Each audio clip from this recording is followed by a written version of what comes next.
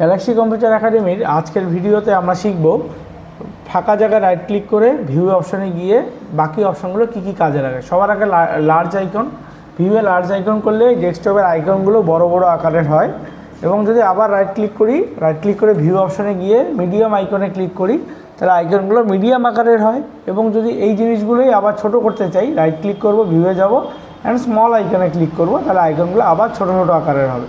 তো এই আইকনগুলো এখান থেকে সেট করা যায়। রাইট ক্লিক, ভিউ, এবার আসি auto arrange icon. Auto arrange icon তুলে দিলে আমি ডেস্কটপের এই ফোল্ডার বা যে কোনো আইকনকে ধরে ডেস্কটপের যে কোনো জায়গায় সেট করতে পারবো। আবার রাইট ক্লিক করে ভিউয়ে গিয়ে যদি অটো অ্যারেঞ্জ আইকনটাকে অ্যাক্টিভ করে দিই টিক চিহ্ন দিয়ে, তাহলে সব অটোমেটিক্যালি অ্যারেঞ্জ হয়ে যাবে।